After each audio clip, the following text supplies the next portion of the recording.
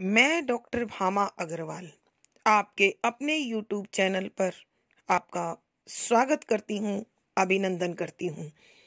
आइए प्यारे बच्चों, आज हम ध्रुव स्वामिनी नामक नाटक का अध्ययन शुरू करते हैं। इस नाटक के अध्ययन से पूर्व इसे सरल और सहज बनाने के लिए हमें इसकी भूमिका को समझना होगा, जो इस प्रकार है। ध्रुव स्वामिनी नाटक छायावादी साहित्यकार जयशंकर प्रसाद द्वारा रचित है, जो 1933 में प्रकाशित हुआ। यह भारतीय इतिहास के स्वर्ण युग गुप्त काल की पृष्ठभूमि को लेकर रचा गया। इसमें पुरुष सत्तात्मक समाज के शोषण के विरुद्ध नारी के विद्रोह द्वारा उसके अस्तित्व, अस्मिता, अधिकार, अनुचित विवाह से मोक्ष तथा पुनर्लगन की समस्या का समाधान प्रस्तुत किया गया है। यहाँ समुद्रगुप्त की मृत्यु से लेकर चंद्रगुप्त के राजा बनने तक के समय के घटनाक्रम को 3 भागों में विभाजित किया गया है। पात्र सूची: ध्रुव स्वामिनी, मंदाकिनी, कोमा, चंद्रगुप्त, रामगुप्त, शिखर स्वामी, पुरोहित, शकराज, खिंगिल, मिहिरदेव, सामंत कुमार, शक सामंत, प्रतिहारी, प्रहरी, दासी, कुबड़ा, बोना, हिजड़ा, नर्तकियां। प्रथम अंक इस प्रकार है। तीसरे अंक के स्मरणीय बिंदु इस प्रकार हैं। नंबर 1, तीसरे अंक के आरंभ में शक दुर्ग के एक प्रकोष्ठ में चिंतित ध्रुव स्वामिनी बैठी हुई है। नंबर 2, एक सैनिक राजाधिराज रामगुप्त के दुर्ग में आने की सूचना देता है। नंबर 3, ध्रुव स्वामिनी चंद्रगुप्त के घावों के विषय में जानकारी लेती है। नंबर 4, शक दुर्ग की जीत पर मंदाकिनी ध्रुव स्वामिनी को बधाई देती है। नंबर 5, तभी पुरोहित ग्रह शांति के लिए आते हैं तो उन्हें ध्रुव स्वामिनी की हृदय विदारक दशा का पता चलता है। तब वह धर्मशास्त्र का विधान पुनः देखने चले जाते हैं। नंबर 6, कोमा अपने पालनहार पिता मिहिरदेव के साथ शकराज का शव लेने आती है। नंबर 7, शकराज का शव लेकर जाती हुई निरीह कोमा और मिहिरदेव को रामगुप्त मरवा देता है। नंबर 8, सामंत कुमार रामगुप्त के इस कुकृत्य पर उसकी निंदा करते हैं। नंबर 9, अपनी आलोचना सुनकर रामगुप्त वहां पहुंच जाता है। नंबर 10, रामगुप्त सभी सामंत कुमारों और चंद्रगुप्त को बंदी बनाने का आदेश सैनिकों को दे देता है। नंबर 11, ध्रुव स्वामिनी चंद्रगुप्त से प्रतिवाद करने के लिए कहती है। नंबर 12, तभी पुरोहित धर्मशास्त्र का विधान सुनाने आ जाते हैं। नंबर 13, रामगुप्त अपना विरोध करती हुई ध्रुव स्वामिनी को बंदी बनाने का आदेश एक सैनिक को देता है। नंबर 14, यह देख आवेशित चंद्रगुप्त लोह श्रृंखला तोड़कर आजाद हो जाता है। नंबर 15, चंद्रगुप्त सामंत कुमारों को मुक्त करने का आदेश सैनिकों को देता है और अपने अधिकारों की मांग करता है। नंबर 16, शिखर स्वामी ग्रह कलह शांत करने के लिए परिषद बुलाता है। नंबर 17, परिषद चंद्रगुप्त को सम्राट घोषित करती है। नंबर 18, पुरोहित धर्मशास्त्र का विधान सुनाते हुए ध्रुव स्वामिनी को रामगुप्त से मोक्ष की आज्ञा देते हैं। नंबर 19, परिषद और शिखर स्वामी को अपना विरोधी देखकर रामगुप्त चंद्रगुप्त के वध का प्रयास करता है। नंबर 20, एक सामंत कुमार रामगुप्त के इस अनुचित प्रयास के कारण उसका वध कर देता है। नंबर 21, परिषद, सामंत कुमार, सैनिक सब एक साथ राजाधिराज चंद्रगुप्त व महादेवी ध्रुव स्वामिनी की जय का उद्घोष करते हैं। इस दृश्य के साथ नाटक का सुखद अंत होता है और पर्दा गिरता है। आइए बच्चों, अब हम इस तीसरे अंक के पदों की व्याख्या द्वारा इसे समझने की कोशिश करते हैं। पद संख्या 33। ध्रुव स्वामिनी, आप सत्यवादी ब्राह्मण हैं, कृपा करके बताइए। शिखर स्वामी, विनय से उसे रोककर, मैं समझता हूं कि इस विवाद को अधिक बढ़ाने से कोई लाभ नहीं। ध्रुव स्वामिनी, नहीं, मेरी इच्छा इस विवाद का अंत करने की है। आज यह निर्णय हो जाना चाहिए कि मैं कौन हूं। रामगुप्त, ध्रुव स्वामिनी, निर्लज्जता की भी एक सीमा होती है। प्रसंग, प्रस्तुत पंक्तियां छायावादी साहित्यकार श्री जयशंकर प्रसाद जी द्वारा रचित ध्रुव स्वामिनी नामक नाटक के तीसरे अंक से ली गई हैं। संदर्भ, यहाँ नाटककार श्री जयशंकर प्रसाद जी ने गुप्तकालीन ऐतिहासिक पृष्ठभूमि में कल्पना मिश्रित एक ऐसा तानाबाना तैयार किया है जिसमें पुरुष सत्तात्मक समाज में नारी शोषण के विरुद्ध आवाज उठाई गई है। यहाँ नारी के अस्तित्व, अस्मिता, अधिकार और विशेष तौर से पुनर्लगन की समस्या का समाधान प्रस्तुत किया गया है। यहाँ उस घटना का वर्णन है जब पुरोहित जी ध्रुव स्वामिनी व रामगुप्त के विवाह संबंधी विवाद को समाप्त करने के लिए, उसमें न्याय करने के लिए उपस्थित हुए हैं। ऐसे में शिखर स्वामी और रामगुप्त चाहते हैं कि पुरोहित जी वहां से चले जाएं। तब पुरोहित जी बड़ी दृढ़ता के साथ, निर्भीकता के साथ, निडरता के साथ इस विवाह संबंधी विवाद का न्याय करने के लिए अटल होकर खड़े हो जाते हैं। तब ध्रुव स्वामिनी कहती है कि व्याख्या, शब्दों के अर्थ आवश्यकता के अनुसार सत्यवादी, सच बोलने वाले, ब्राह्मण पंडित है, ज्ञानी है। कृपा दया करके बताइए कि मेरी स्थिति क्या है।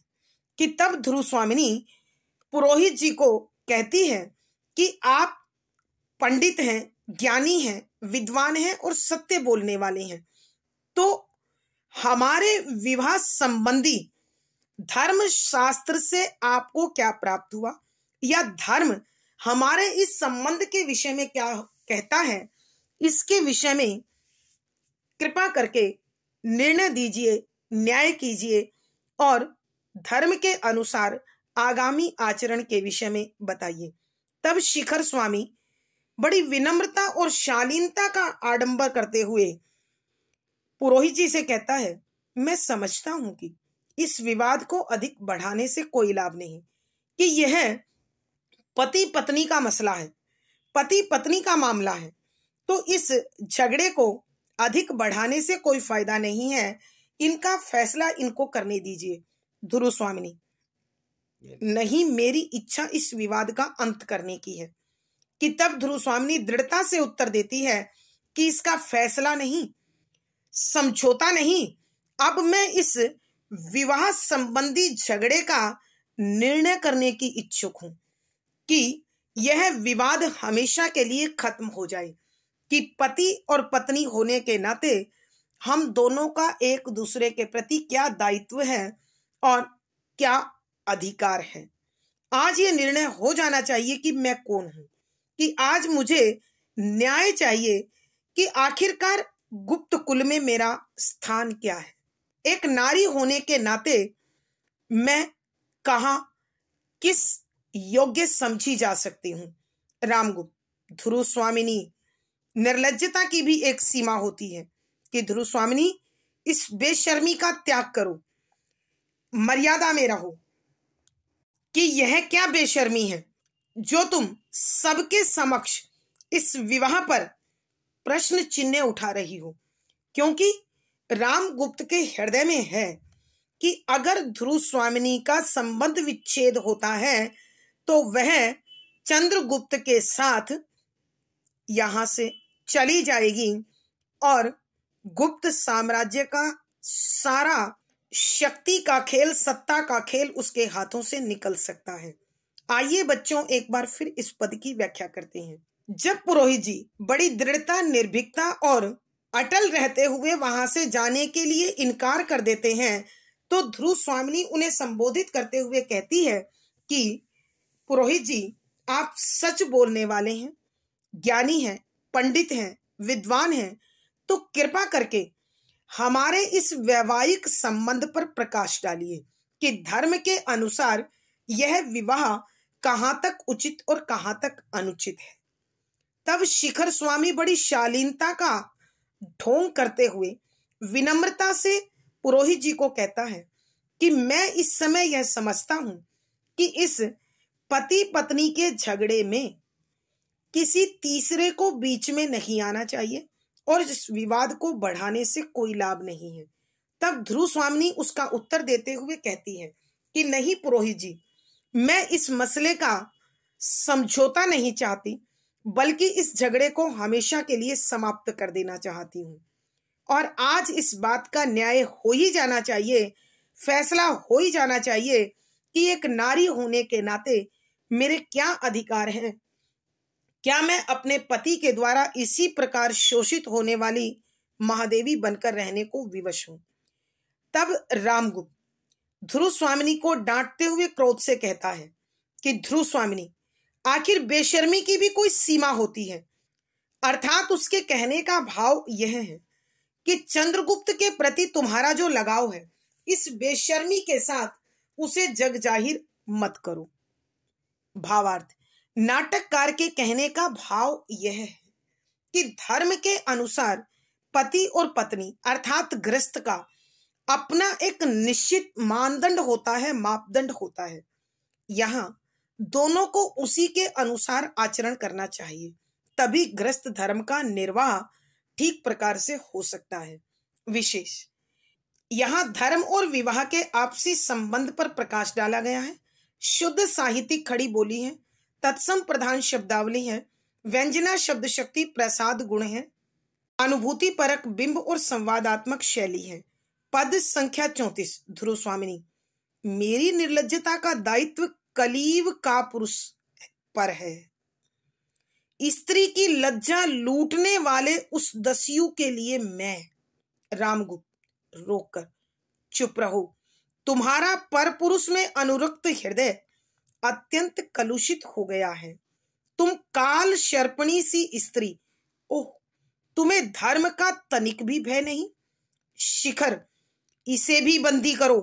प्रसंग पूर्ववत संदर्भ, यहाँ नाटककार ने उस घटना का वर्णन किया है जिसमें पुरोहित जी धर्म के अनुसार गृहस्थ जीवन में पति पत्नी का एक दूसरे के प्रति किस प्रकार मर्यादित आचरण होना चाहिए उस पर प्रकाश डालने के लिए उपस्थित हैं। ऐसे में ध्रुव स्वामिनी अपने शोषण के विरुद्ध आवाज उठाती है जो रामगुप्त को अच्छी नहीं लगती। तो वह ध्रुव स्वामिनी को डांटते हुए कहता है कि देवी, बेशर्मी की भी कोई हद होती है। ऐसे में ध्रुव स्वामिनी उसका उत्तर देते हुए कहती है कि व्याख्या शब्दों के अर्थ साथ साथ निर्लज्जता बेशर्मी, दायित्व जिम्मेदारी, कलीव कायर, कापुरुष कायर पुरुष पर ऊपर है, स्त्री नारी, लज्जा इज्जत लूटने वाले, समाप्त करने वाले, दस्यु राक्षस के लिए मैं। और आगे वो शांत हो जाती है। पर पुरुष पराये आदमी, अनुरक्त, झुकाव, लगाव, प्रेम, हृदय मन अत्यंत अत्यधिक कलुषित, विकार भरा, निंदनीय, काल शर्पणी की काल रूपी नागिन, सी के समान स्त्री महिला, तनिक थोड़ा सा भी लेश मात्र भी भय डर, बंदी कैद कि ध्रुव स्वामिनी तब रामगुप्त की बात का उत्तर देते हुए कहती है कि यह जो मेरी बेशर्मी है, यह जो मैंने नारी शर्म का त्याग किया है, इसकी जिम्मेदारी एक नपुंसक कायर व्यक्ति पर है और वो तुम हो। नारी की इज्जत के साथ खेल करने वाले, नारी की मर्यादा को मिट्टी में मिलाने वाले, नारी के सम्मान को मैला करने वाले इस राक्षस के लिए मेरे हृदय में कोई सम्मान नहीं है। अर्थात कहने का भाव यह है कि ध्रुव स्वामिनी इतनी अधिक आक्रोशित है कि वह रामगुप्त को अपने निकट किसी भी रूप में देखने के लिए तैयार नहीं है। तब रामगुप्त उसे कहता है, चुप रहो, कि तुम चुप हो जाओ, मैं सब रहस्य जानता हूं। तुम्हारा परपुरुष में अनुरक्त हृदय अत्यंत कलुषित हो गया है कि तुम पराये पुरुष से इतना अधिक प्रेम करने लगी हो कि तुम्हारा हृदय भी मैला हो चुका है, विकारों से भर चुका है, बुराई से भर गया है, निंदनीय हो गया है। तुम इस समय काल रूपी नागिन के समान सबको डस लेना चाहती हो। ओह, तुम्हें तो धर्म का जरा भी डर नहीं है। अर्थात तुम मेरी पत्नी हो और अपने पति का इस तरह विरोध कर रही हो, अपमान कर रही हो। शिखर, इसे भी बंदी बनाया जाए। और तब वह शिखर स्वामी को आदेश देता है कि इस स्त्री को इसी समय बंदी बना लिया जाए ताकि यह और अधिक स्वतंत्रता के साथ अनुचित बोल या कार्य नहीं कर सके। आइए प्यारे बच्चों, एक बार फिर इस पद की व्याख्या करते हैं। यहां जब रामगुप्त ध्रुव स्वामिनी को बेशर्मी की हद कहता है, तब ध्रुव स्वामिनी उत्तर देते हुए कहती है कि आज मैंने जो ये बेशर्मी है, जो निर्लज्जता ओढ़ ली है, कर रही हूं, अर्थात नारी मर्यादा का, नारी शर्म का जो त्याग किया है, उसका दायित्व एक नपुंसक कायर पुरुष का है। अगर वो अपना दायित्व निभाता तो ये बेशर्मी मुझे कभी भी करनी नहीं पड़ती। और तुम एक ऐसे राक्षस हो जो नारी के सम्मान को भंग करने वाले हो, उसकी इज्जत को मिट्टी में मिलाने वाले हो, उसकी मर्यादा को कलंकित करने वाले हो। तो मेरे हृदय में और मेरे जीवन में तुम्हारे लिए कोई स्थान नहीं है। तब रामगुप्त उसे रोककर कहता है कि तुम चुप रहो। मैं जानता हूं कि पराये पुरुष में तुम्हारा हृदय इतना अधिक लग चुका है, तुम उसके प्रेम में इतनी अधिक पागल हो गई हो कि तुम्हारा मन मैला हो चुका है, उसमें अनेक बुराइयां और विकार आ गए हैं। यह निंदनीय है। तुम इस समय नागिन की भांति सबको डस लेना चाहती हो और तुम्हें धर्म का जरा भी डर नहीं है। अर्थात धर्म के अनुसार पत्नी को पति का अनुकरण करना चाहिए, अनुसरण करना चाहिए, उसकी आज्ञा का पालन करना चाहिए। तुम उसकी बजाय अपने पति का अपमान कर रही हो, विरोध कर रही हो। और वह शिखर स्वामी को आदेश देता है कि शिखर, अब इसे भी बंदी बना लो। भावार्थ, नाटककार के कहने का भाव यह है कि बड़ी निर्भीकता के साथ ध्रुव स्वामिनी अपने साथ होने वाले अन्याय का प्रतिकार विरोध कर रही है। विशेष यहां ध्रुव स्वामिनी की न्यायप्रियता और निर्भीकता को उद्घाटित किया गया है।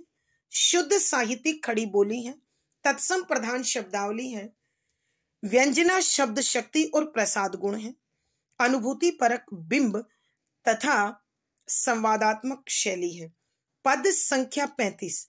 पुरोहित, ठहरिए महाराज, ठहरिए, धर्म की ही बात मैं सोच रहा था। शिखर स्वामी क्रोध से, मैं कहता हूं कि तुम चुप न रहोगे तो तुम्हारी भी यही दशा होगी। सैनिक आगे बढ़ता है। मंदाकिनी उसे रोककर, महाराज, पुरुषार्थ का इतना बड़ा प्रहसन, अबला पर ऐसा अत्याचार, यह गुप्त सम्राट के लिए शोभा नहीं देता। प्रसंग पूर्ववत संदर्भ, यहाँ उस घटना का वर्णन है जिसमें रामगुप्त और ध्रुव स्वामिनी के वैवाहिक संबंध पर पुनः दृष्टि डाली जा रही है। ऐसे में रामगुप्त और शिखर स्वामी पुरोहित का कट्टरता से विरोध करते हैं, तब ध्रुव स्वामिनी उसका प्रतिकार करती है और चाहती है कि आज इस रिश्ते का, इस संबंध का अंत हो ही जाना चाहिए और पति पत्नी के लिए क्या उचित होता है उसका निर्णय भी आज यहाँ अवश्य सुनाया जाना चाहिए। तब क्रोधित होकर रामगुप्त उसे बंदी बनाने का आदेश दे देता है। तो ऐसे में पुरोहित जी कहते हैं, ठहरिए महाराज, कि राजाधिराज रुकिए, अभी रुक जाइए। मैं धर्म के अनुसार ही इस रिश्ते के, इस संबंध की मर्यादाओं का वर्णन करने वाला हूं कि गृहस्थी के लिए, पति पत्नी के लिए धर्म क्या कहता है, धर्म का आचरण क्या कहता है, धर्म का नियम क्या कहता है, अभी मैं वही सुनाने जा रहा हूं। तब शिखर स्वामी क्रोधित होकर उससे कहता है कि पुरोहित जी, मैं कहता हूं कि तुम चुप रहो, और यदि अब तुम चुप नहीं रहे तो तुम्हारी भी यही दशा होगी, अर्थात तुम्हें भी सामंत कुमारों चंद्रगुप्त और देवी ध्रुव स्वामिनी की तरह जंजीरों में जकड़ लिया जाएगा। और सैनिक जब पुरोहित जी की ओर बढ़ने लगता है तो मंदाकिनी बीच में आकर कहती है, रुको महाराज, पुरुषार्थ का इतना बड़ा प्रहसन, पुरुषार्थ पुरुष के अनुसार धर्म और मेहनत, इतना बड़ा कि इतना अन्यायपूर्ण प्रहसन, मजाक, हंसी उड़ाना कि महाराज ये क्या पुरुषार्थ है। मानव होने के नाते, एक राजा होने के नाते, एक पुरुष होने के नाते तुम अपनी वीरता का, अपने पुरुषत्व का इतना बड़ा मजाक बनाओगे और इस प्रकार एक नारी पर अत्याचार करोगे? क्या यह गुप्त सम्राट को शोभा देता है? क्या गुप्त कुल में इस प्रकार का आचरण होना चाहिए? अर्थात कहने का भाव यह है कि कभी भी नारी और पुरोहित के प्रति ऐसी कठोरता, ऐसी निर्ममता, ऐसी निर्दयता का परिचय किसी भी श्रेष्ठ कुल में नहीं दिया जाता है। आइए बच्चों, एक बार फिर इस पद की व्याख्या करते हैं। यहां जब रामगुप्त ध्रुव स्वामिनी को बंदी बनाने का आदेश देता है तो पुरोहित जी उसका विरोध करते हुए कहते हैं कि ठहरिए महाराज, कि राजाधिराज अभी रुकिए, रुकिए, मैं धर्म का ही आचरण क्या होता है वह बताने जा रहा हूं। अर्थात गृहस्थ धर्म का पालन करने वाले पति पत्नी को अपनी सीमाओं को, अपने आचरण को, अपने व्यवहार को किस प्रकार मर्यादित रखना चाहिए, एक पति का अपने पत्नी के प्रति और एक पत्नी का अपने पति के प्रति जो दायित्व बनता है उसकी अब मैं व्याख्या करूंगा। तब शिखर स्वामी क्रोध के साथ पुरोहित जी को ऐसा निर्णय सुनाने से रोकते हुए कहता है कि यदि अब तुम चुप नहीं रहे तो तुम्हारी स्थिति भी सामंत कुमारों चंद्रगुप्त महादेवी के जैसी ही होगी, अर्थात तुम्हें भी लोहे की जंजीरों में बांध लिया जाएगा। और सैनिक पुरोहित को बांधने के लिए, बंदी बनाने के लिए उसकी ओर बढ़ने लगता है। तभी मंदाकिनी बीच में आकर उसे रोक देती है और रामगुप्त से कहती है, महाराज, पुरुषत्व का ऐसा मजाक मत बनाइए कि आप एक राजा हैं, एक पुरुष हैं। क्या इस प्रकार मजाक बनाएंगे कि तुम पुरोहित और स्त्री को बंधन में बांधोगे, उन्हें बेड़ियों में जकड़ोगे? क्या इस प्रकार अत्याचार करोगे? और ऐसा अत्याचार, ऐसा निंदनीय कार्य क्या गुप्त सम्राट को शोभा देता है? इस कुल में ब्राह्मण नारी, बालक, निहत्था, असहाय, दरिद्र कृपा के पात्र होते हैं, सम्मान के पात्र होते हैं, और तुम उनके साथ इस प्रकार अत्याचार कर अपने कुल का मजाक मत बनाओ। भावार्थ, नाटककार के कहने का भाव यह है कि नारी और ब्राह्मण श्रद्धा के योग्य होते हैं, रक्षणीय होते हैं। यदि उन पर भी अत्याचार हो, उनके साथ भी अनुचित व्यवहार हो, तो करने वाले व्यक्ति का व्यक्तित्व निश्चित ही निंदनीय होता है, त्याज्य होता है। विशेष यहाँ पर मंदाकिनी की निर्भीकता और न्यायप्रियता का भाव उजागर हुआ है। शुद्ध साहित्यिक खड़ी बोली है, तत्सम प्रधान शब्दावली है। व्यंजना शब्द शक्ति और प्रसाद गुण है। अनुभूति परक बिंब और संवादात्मक शैली है। पद संख्या 36 रामगुप्त। सैनिक से क्या देखते हो जी? सैनिक आगे बढ़ता है और चंद्रगुप्त आवेश में आकर लौह श्रृंखला तोड़ डालता है। सब आश्चर्य और भय से देखते हैं। प्रसंग पूर्वक संदर्भ, यहाँ उस घटना का वर्णन है जब रामगुप्त ध्रुव स्वामिनी को बंदी बनाने का आदेश देता है और शिखर स्वामी पुरोहित को बंदी हो जाने का डर दिखाता है। तो ऐसे में मंदाकिनी स्त्री और पुरोहित के प्रति, ब्राह्मण के प्रति रक्षणीय भावों को याद दिलाते हुए उन्हें ऐसा करने से रोकती है, परंतु रामगुप्त पर उसका कोई असर नहीं होता और वह सैनिक को आदेश देता है कि व्याख्या, शब्दों के अर्थ आवश्यकता के अनुसार। रामगुप्त सैनिक से क्या देखते हो जी? कि तब रामगुप्त सैनिक को डांटकर कहता है कि तुम क्या देख रहे हो? तुम्हें आदेश मिल चुका है कि तुम ध्रुव स्वामिनी को बंदी बनाओ। सैनिक आगे बढ़ता है कि सैनिक ध्रुव स्वामिनी को बंदी बनाने के लिए उसकी ओर बढ़ने लगता है और चंद्रगुप्त आवेश, क्रोध, जोश, लोह श्रृंखला, लोहे की जंजीरें तोड़ डालता है, तोड़ देता है। आश्चर्य, हैरानी, भय, डर कि जब चंद्रगुप्त ध्रुव स्वामिनी की ओर सैनिक को बढ़ते हुए देखता है तो अत्यंत क्रोधित होकर जोश से में आकर लोहे की जंजीरों को तोड़ डालता है, अर्थात वह अपने आप को बंधन मुक्त कर लेता है ताकि वह सैनिक को रोक पाए। और वहां उपस्थित सब लोग आश्चर्यचकित होकर, हैरान होकर, भयभीत होकर उसकी ओर देखने लगते हैं कि अब आक्रोशित चंद्रगुप्त न जाने क्या कर बैठे और राजा के साथ अब वो कैसा व्यवहार करे। आइए प्यारे बच्चों, एक बार फिर इस पद की व्याख्या करते हैं। यहां जब मंदाकिनी ध्रुव स्वामिनी और पुरोहित जी को बंदी बनाने से रोकते हुए धर्म और गुप्त कुल के नैतिक नियम को याद दिलाती हैं, तो उसे अनसुना करके रामगुप्त सैनिक को आदेश देता है कि मैंने तुम्हें कहा है तुम ध्रुव स्वामिनी को बंदी बनाओ, तो आगे क्यों नहीं बढ़ते हो? किसका इंतजार कर रही हूं? तब राजा का आदेश पाकर सैनिक ध्रुव स्वामिनी को बंदी बनाने के लिए उसकी ओर बढ़ता है और चंद्रगुप्त जब इसको देखता है तो वह क्रोध में आकर जोश से भरकर उन लोहे की जंजीरों को तोड़ डालता है जिसमें वो जकड़ा गया है, बांधा गया है। और सब उसके इस कार्य के कारण बड़े आश्चर्यचकित होकर, हैरान होकर, भयभीत होकर देखते हैं कि अब आक्रोशित चंद्रगुप्त ना जाने क्या निर्णय ले और रामगुप्त और चंद्रगुप्त का आपस में किस प्रकार संघर्ष हो जाए। भावार्थ, यहाँ नाटककार के कहने का भाव यह है कि चंद्रगुप्त अपने गुप्त कुल की मर्यादा और नैतिकता का पालन करते हुए नारी को बंदी बनते हुए तथा पुरोहित के साथ होते हुए अन्याय को देखकर आक्रोशित हो जाता है, क्रोधित हो जाता है।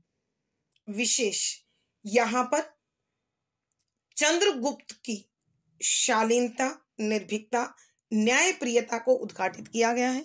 शुद्ध साहित्यिक खड़ी बोली है, तत्सम प्रधान शब्दावली है, अभिधा शब्द शक्ति और प्रसाद गुण है। यहाँ अनुभूति परक बिंब और संवादात्मक शैली है। आज की कक्षा में प्यारे बच्चों इतना ही। अगली वीडियो में फिर मुलाकात होगी। पिछली वीडियो का लिंक डिस्क्रिप्शन बॉक्स में मिल जाएगा। आशा है पढ़ा गया विषय आपको समझ में आया होगा। अपने भाव व विचार कमेंट बॉक्स में लिखें। वीडियो को लाइक करें, शेयर करें और चैनल सब्सक्राइब करें। आपका दिन और जीवन मंगलमय हो, इसी शुभकामना के साथ आभार, धन्यवाद।